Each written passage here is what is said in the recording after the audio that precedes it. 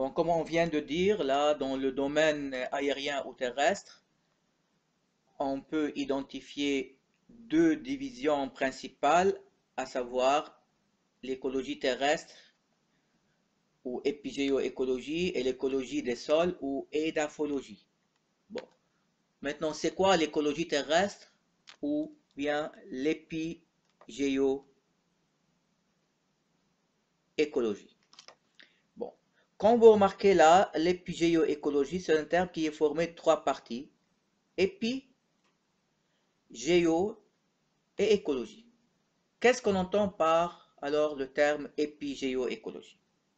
L'écologie terrestre ou l'épigéoécologie, c'est une division de l'écologie du domaine aérien qui s'intéresse à l'étude des relations qui existent entre les organismes aériens épigés et leur milieu de vie.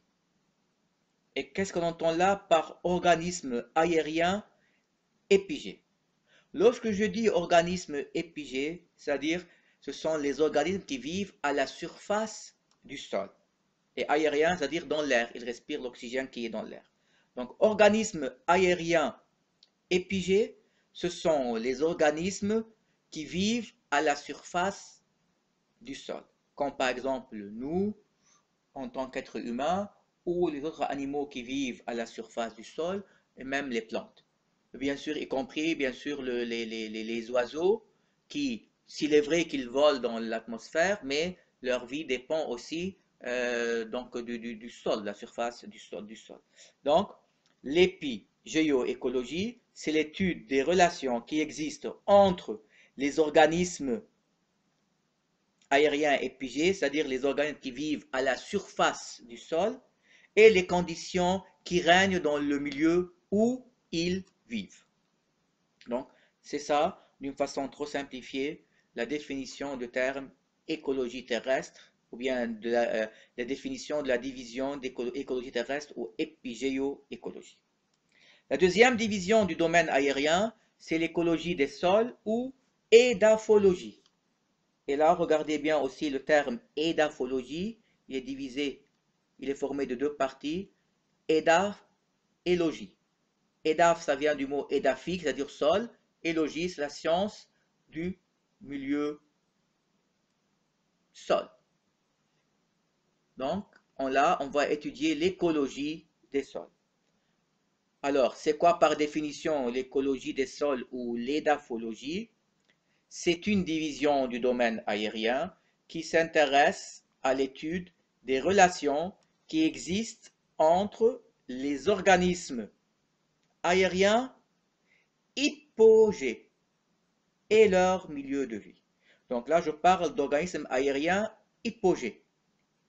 Dans l'épigéoécologie, on a parlé d'organismes aériens épigés qui vivent à la surface du sol.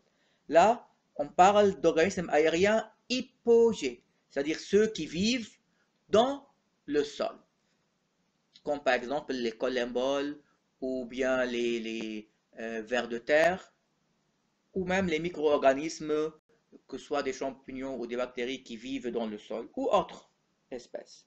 D'accord? Donc, l'écologie des sols ou l'édaphologie, c'est une science qui s'intéresse à l'étude des relations qui existent entre les organismes qui vivent dans le sol et les conditions qui règnent dans le milieu où ils vivent. Donc voilà en ce qui concerne les deux divisions du domaine aérien ou le domaine terrestre. Passons maintenant aux divisions du domaine aquatique.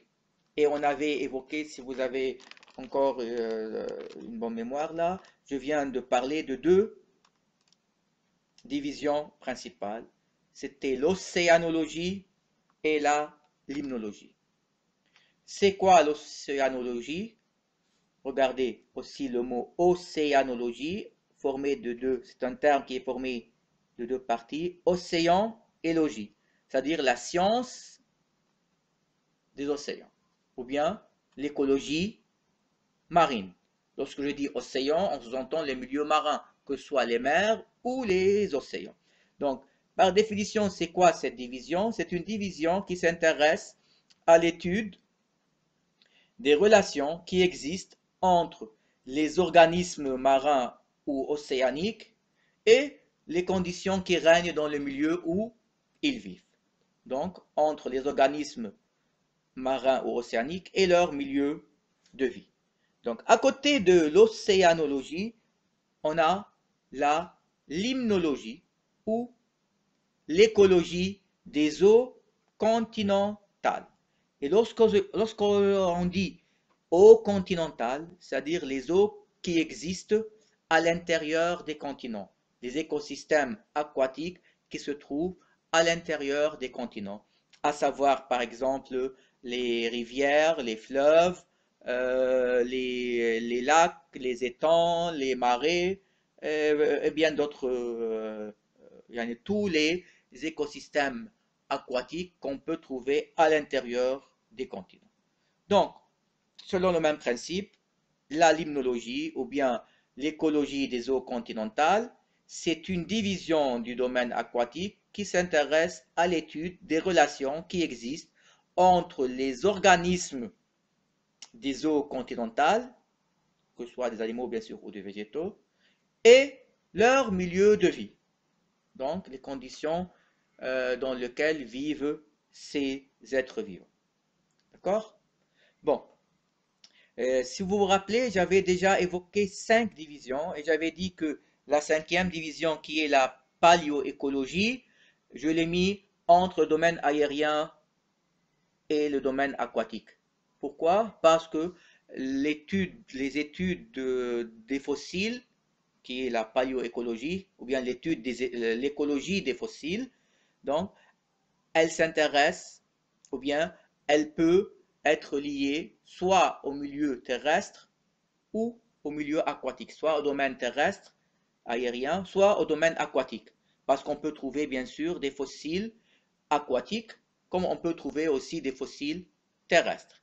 Donc la paléoécologie, c'est quoi? C'est une science qui s'intéresse à l'étude écologique des êtres vivants qui existaient autrefois. Donc, c'est l'écologie des fossiles. Donc, quelle est l'importance et l'intérêt de cette science? À partir de cette science-là, on peut avoir une idée sur le type d'écosystème qui existait autrefois et qui a disparu. On peut avoir une idée sur le type de climat qui existait autrefois. Et là, je ne veux pas entrer dans le paléoclimat ou bien la climatologie, mais l'importance de la paléoécologie, c'est qu'elle va nous permettre d'avoir une idée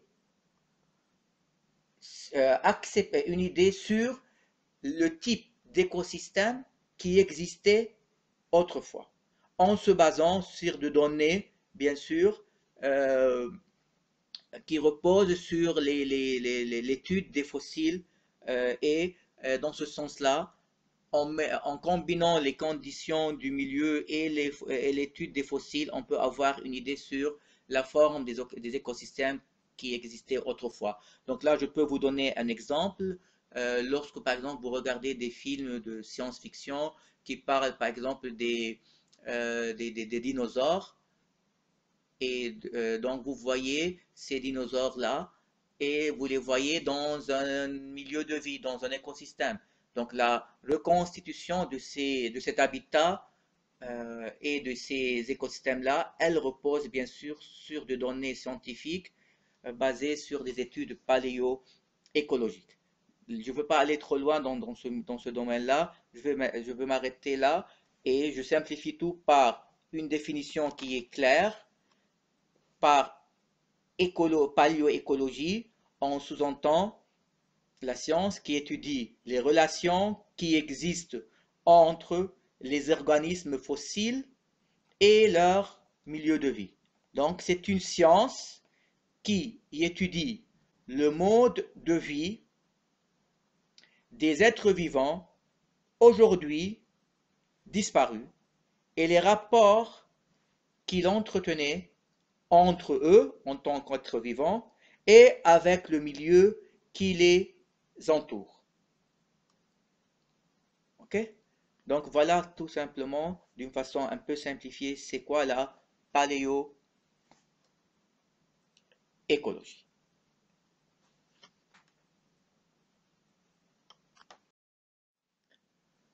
Bon, maintenant, chacune de ces divisions, c'est-à-dire l'épigéoécologie, l'édaphologie, la limnologie, l'océanologie ou même la paléoécologie. Donc chacune de ces divisions peut être abordée à différents niveaux. Ainsi, on peut parler, ou bien on peut dire que dans chaque division, on peut parler de l'autoécologie, de la synécologie, de la démoécologie, de l'écologie appliquée, de l'écologie physiologique ou même de l'écologie globale. Donc, ces termes, tous ces termes-là que je viens de citer, on va les expliquer et les définir dans la suite de cette séance.